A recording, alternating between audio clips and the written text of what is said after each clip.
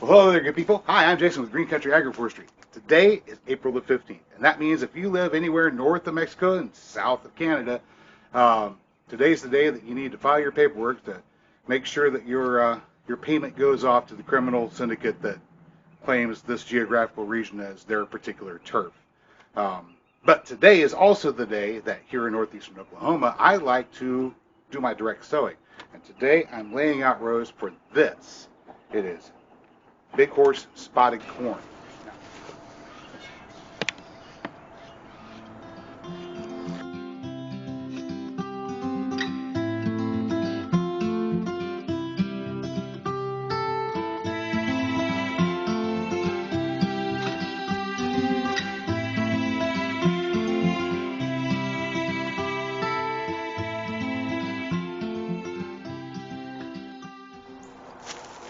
You kind folks would do me the service one more time of holding on to the end of my tape measure for me, I'd appreciate it.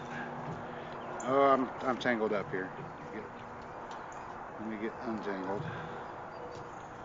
There we go. Ooh, hello. I pinched myself. Oh, hey, now, you guys got to be on the ball here. You got to hold on to the end of this tape measure, okay? You're not holding it. Here, here's what you do, all right? Take your foot and you put it down on top of the tape measure right there. Just put your weight on it. No, you got to put your weight on it. Lean into it a bit. There you go. Maybe a little bit more. A little bit more. There you go. Now you got your weight on it. Now you got your weight on it. Now look up. Okay. That's about right, guys. Okay, so here we go. Yeah, you're holding it good now. Holding it good. All right, so there's 16 feet right there. So I was pretty close. Just gonna put this pin in. 2 feet out, 16 feet down. I think there's a root running right under there.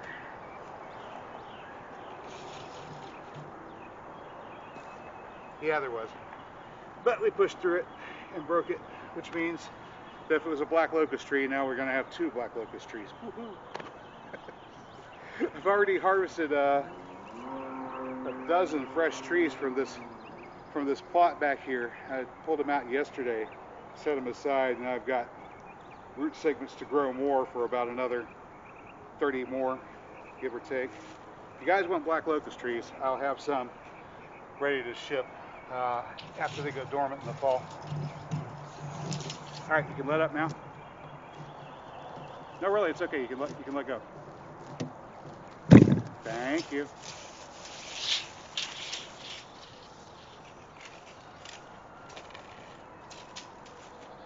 All right. Now, if those measurements were somewhat accurate, then I can guesstimate about where this pin goes. We'll confirm it here in a moment. Tell you what, you guys are actually getting kind of good at holding on to this tape measure by stepping on it. Go ahead and put your foot down there, put your weight on it. Just lean on into it. That's good. You're doing fine. Actually, tell you what, go ahead and get a little bit further forward. Yeah, like that. All right. Now, if you don't mind looking up just a minute here. All right. Yep, that's about right. Go ahead and look up so you can see where the end of the row is. There you go. All right.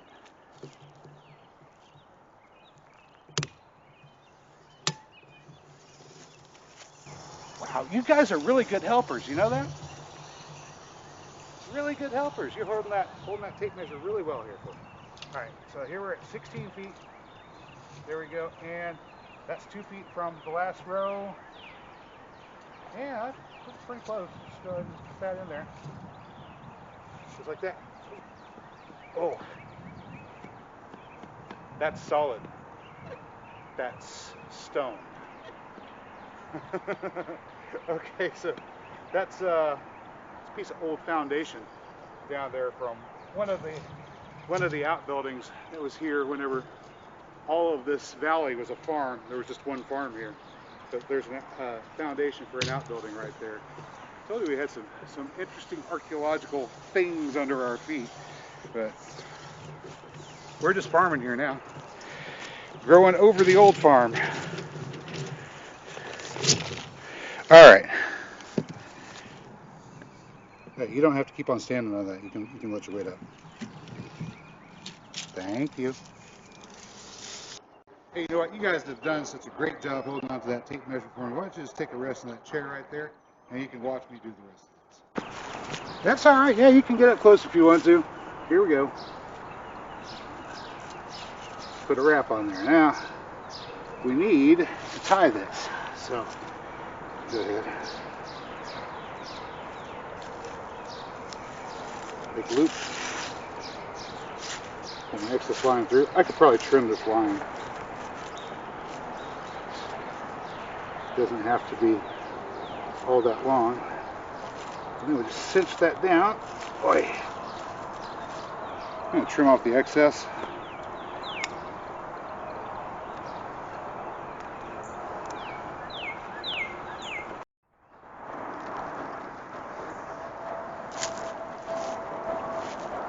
Well, alrighty, good people. We're getting ready to move some of this mulch out of the way so we can have a spot to plant our corn. And I wanted to say a little bit of something about deep mulch.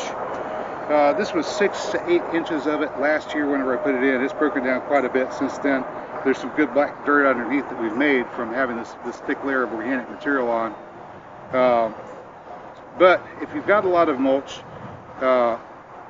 it is great, but there are some drawbacks, and one of the big drawbacks is its insulating properties. Early in the spring, that insulation means that the ground doesn't warm up as quick with a layer of mulch on the top of it.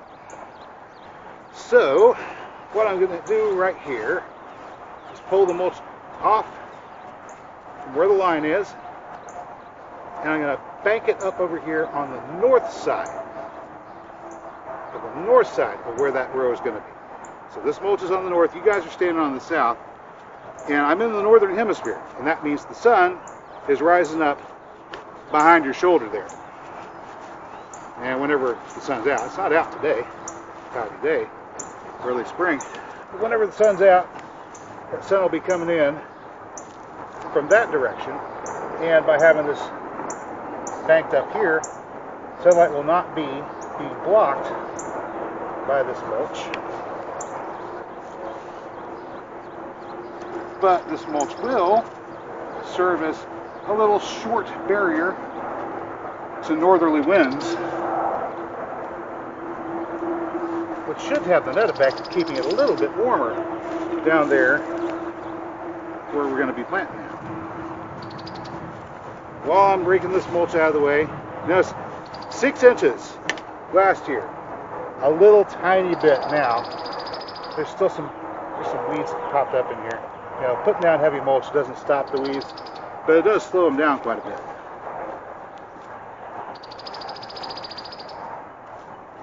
See all that white fungal mycelium just running all over the place in there? We got all kinds of life taking place in this soil, and this is nice, crumbly, good quality soil. I won't have to disturb it much at all to put the seeds in. Alright, here we go.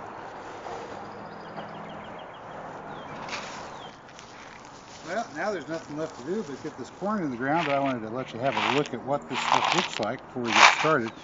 We've just got all different kinds of colors in here. We've got little purples, little blues, little reds, all different kinds of colors. Every color of the rainbow in this corn right here.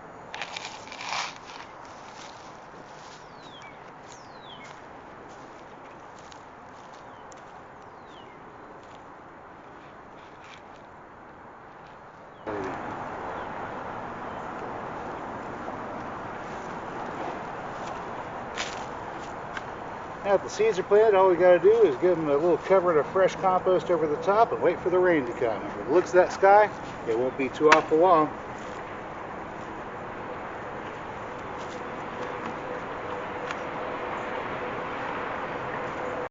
Alright, So here we are, folks. Today is the 20th. Here we go, folks. Today is the 20th of April. That white stuff falling from the sky is a mixture of snow and sleet. Yeah, that's right. Snow and sleet. Today is the 20th of April. It's pretty cold out. We didn't get frost, but we did get snow and sleet. And out there beyond the trellises with the tomatoes, which we haven't transplanted yet, thank goodness. We've got some lentils and some corn planted, and I think I got some okra put in the ground over there as well. Of course, we haven't watered it in yet, so it's just, I guess it's going to get watered in now. Huh. Hey, what you doing? Hey, will be outside?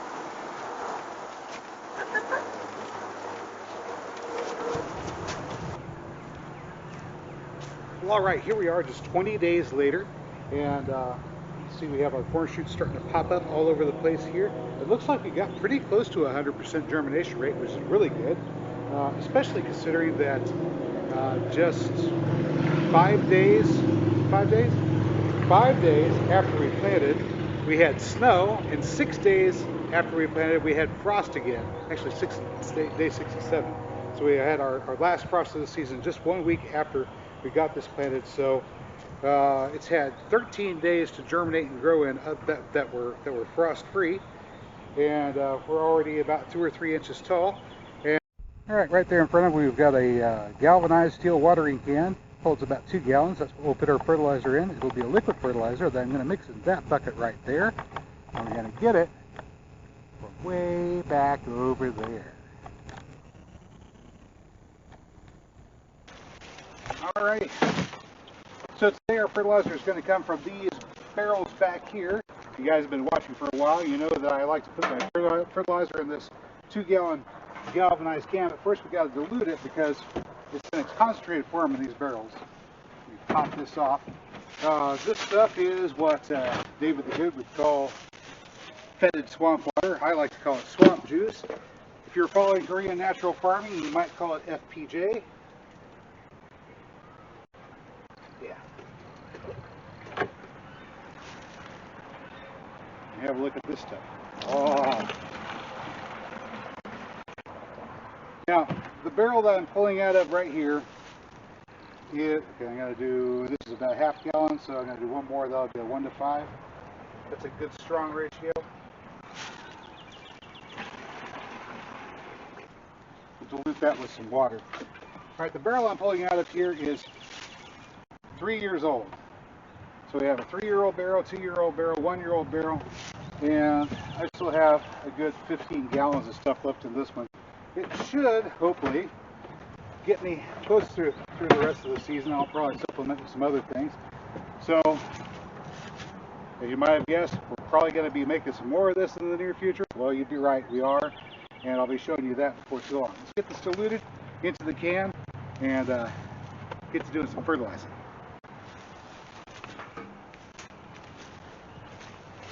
Started. Let's just go ahead and pour this on. There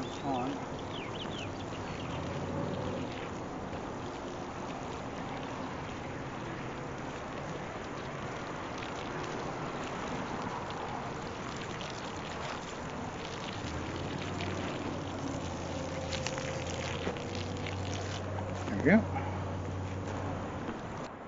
Alright, well there you go. Our corn's coming up. We've already given this first little bout of fertilizer. Isn't that exciting? Spring has just started and already we're off to a great start. Hey, that's all I got for you today, good people. As always, if you found the video informative or entertaining, you know what to do, and I will catch you next time.